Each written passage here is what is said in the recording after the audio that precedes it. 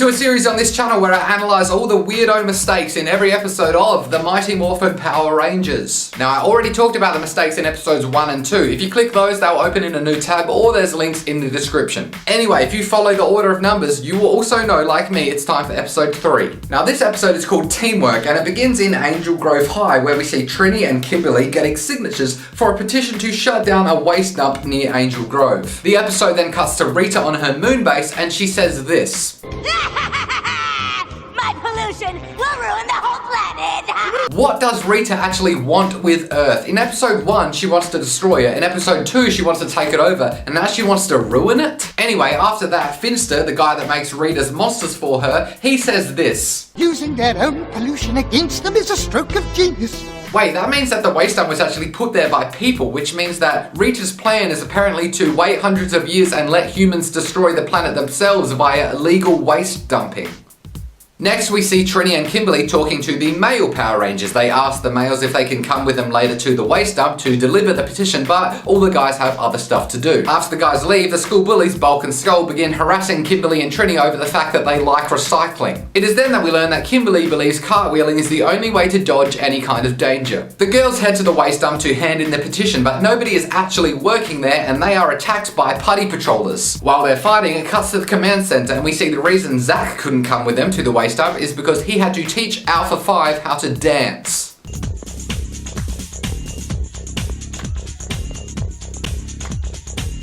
Wow!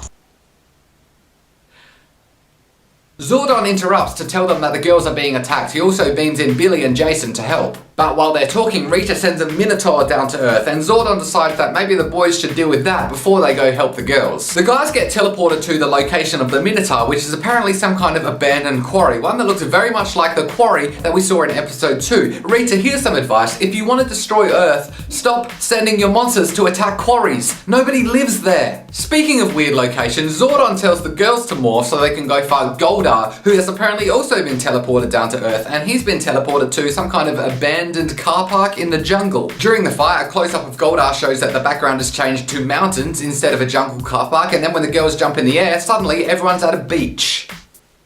What? Rita then sends down her staff to make the Minotaur grow, and in a reaction shot, we see that the girls are standing next to a kid. Who is that kid? Well, in episode 3 of Dinosaur Squadron Beast Ranger, which is a Japanese program the American show actually takes many scenes from, there was a storyline about a kid and a mum getting trapped in a place called the Land of Despair. The reason we see this kid randomly pop up in the American show is because these scenes are actually taken from the episode of the Japanese show where the storyline about the kid occurred, and I guess the American people just couldn't edit him out. Next, the Rangers call upon their Zords, and we see them using the Zords' individual power to fight both Goldar and the giant Minotaur. It cuts to Rita on the moon, and wait, goddammit, is that Goldar standing next to her? We just saw him on Earth 1 second ago. Anyway, here's the most nuts part about this episode. They're in their Zord, they're about to fight the Minotaur, and suddenly Zordon teleports them back to the command center, and he says this.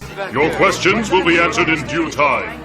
Your Zords have been returned to their hiding places, and I will now reveal to you new powers and weapons. Why didn't you give them the weapons when they weren't in the middle of a fight with a 50-foot Minotaur? That Minotaur is just going to be smashing stuff up while the Rangers are off having a meeting. Anyway, he gives the Rangers all their new weapons and he teleports them back to fight the Minotaur. Now apparently not only was the Minotaur waiting patiently for them to return, but he also shrunk back down to normal size to make it a fair fight. Why didn't you stay giant, you idiot? Do you want to lose? Anyway, the Rangers combine their weapons into one super weapon and they shoot and also explode and kill the Minotaur. The episode then ends with the Rangers going back to their high school, which is apparently abandoned except for them, and they clean up some rubbish. Haha, everyone wins, the end. So those are just some of the mistakes in episode 3. If you want to jump in the comments, we can talk about other dumb stuff that happens in this show. Please do it. I like talking about how dumb this show is. Also, I can't think of a good title for this series. Every episode has a different name, so if you have a good idea for that, jump in the comments as well. I'll leave you with links to episode 1 and 2.